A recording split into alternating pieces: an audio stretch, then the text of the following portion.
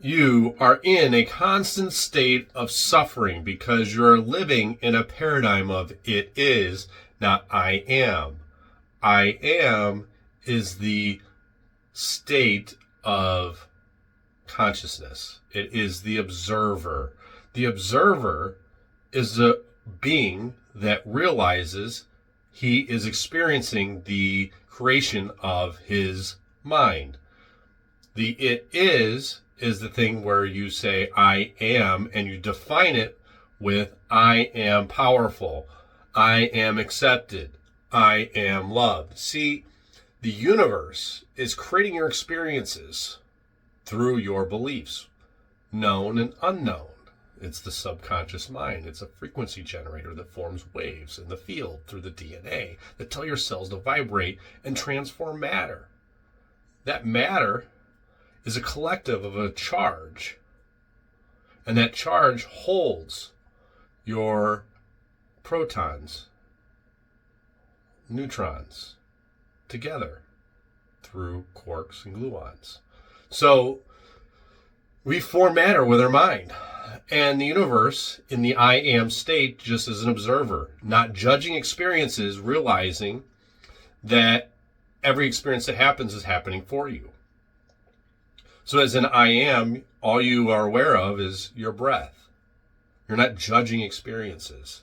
All you're aware of is the sounds that you hear. All that you're aware of is the things that are happening around you. Now, when you get into it is, now you're into defining the situation. Now you're defining, I'm poor. I can't pay my bills. That person called me stupid. They're a bad person. Democrats are evil, right? You put paradigms to things. Now, you may dislike things, you have judgment, but that's just the ego, because it's not the I am, as in the observer of just being aware that you exist. Realizing that everything's interconnected. That I am you and you are me. That's what it is. It's the craziest thing in the world because you feel like you have an identity, but it's the identity that actually keeps you suffering. Because you've defined exactly who you think you are and what it is. Now, it sounds like gobbledygook, but you have to get into the quantum realm and realize that everything is just a vibration. Nikola Tesla said it. He said everything is frequency and vibration. And so realizing that you are the creator and it's the I am, and going back to the I am and quit putting judgment on things, you just exist and the universe provides, because it's the attachment that's actually pushing the thing away that you desire through the ego in the it is experience. Defining the experience as it is. So, for instance, someone comes along and you're in the I am state, you're the enlightened master, and somebody comes along and ridicules you and tells you, Sally tells you, that you're insane, that you're stupid, you're ignorant, you're retarded, the bad R word that nobody likes to use. But the deal is that these terms that you have defined all of a sudden become that it is, and you get triggered and you get angry because there's a part of you on a subconscious level that believes that. Otherwise you wouldn't be mad. You would just exist in the I am statement. So when these opportunities, and that's what I call them as opportunities, arise, and you're triggered, and you want to judge the person, and you want to force the outside world to live in your paradigm, now all of a sudden that becomes the opportunity, because that becomes a belief system that you have to not judge and realize that your anger was because you truly believed what they said. So now that you believe what they said, how do you transmute that? You go back to the I am of the awareness state. And in that, it does not trigger you, does not bother you. And let me tell you, as soon as you change the beliefs about the world around you changes. No longer will people think you're stupid. No longer will they trigger you. It's always going to be better to appear strange to others than to be a stranger to yourself.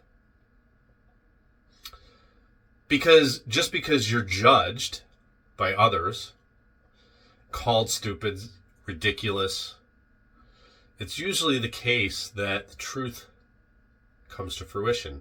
First, they're going to fight you. Then they're going to ridicule you. Then they're going to attack you.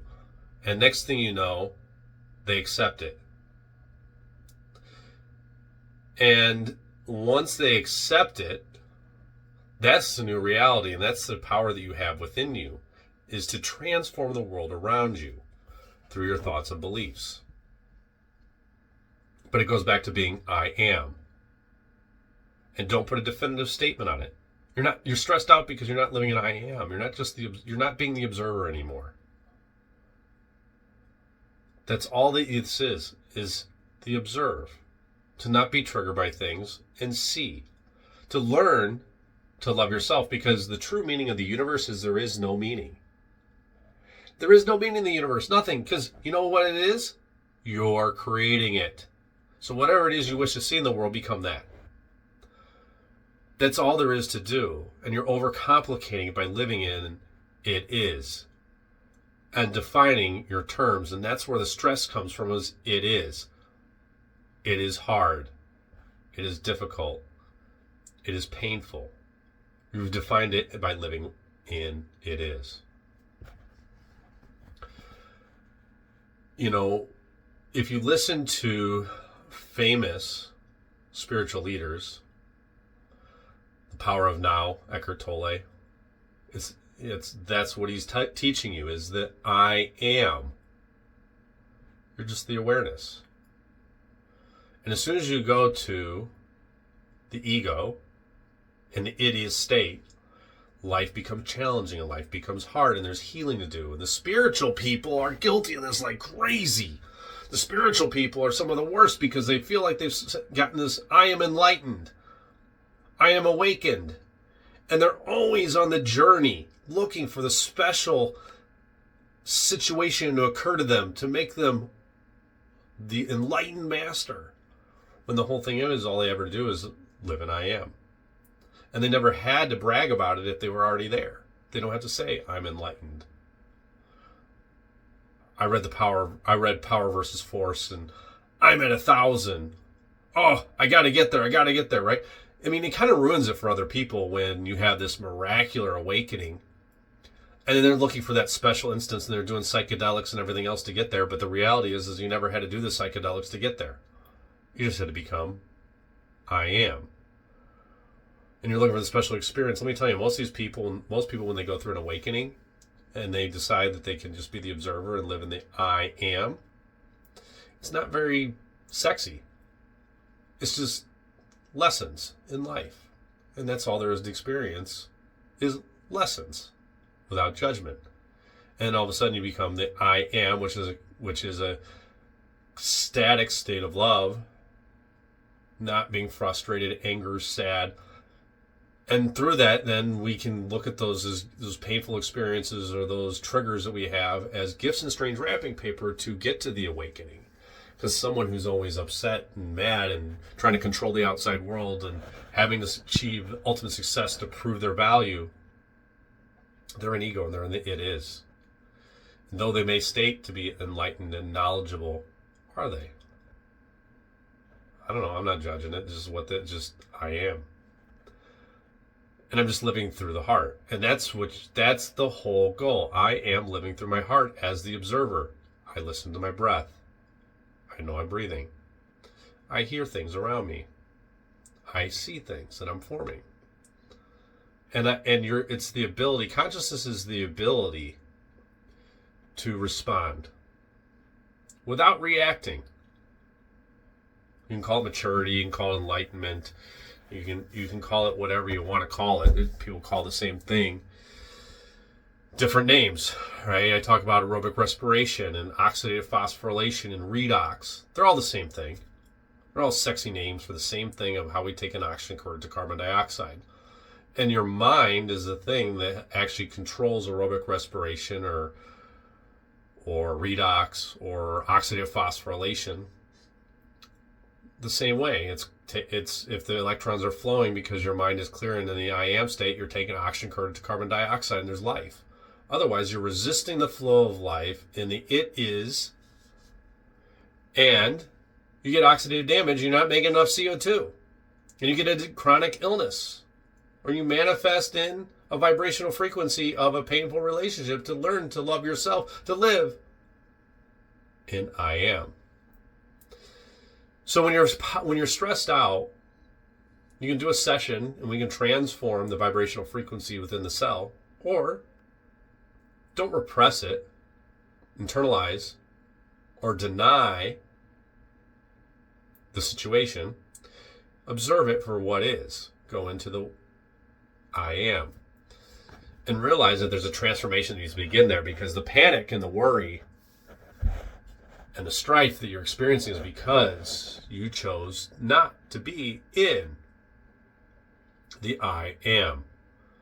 And do not say, I am defining yourself. I am powerful. I am loved. I am sexy. I am beautiful. I am brilliant. I am courageous, right? That's defining yourself. Just be the observer and I am of what's occurring around you and the experiences that you see and hear and feel. And once you go into the I am in the state of awareness, no longer is there a state of suffering having to judge everything around you and label it.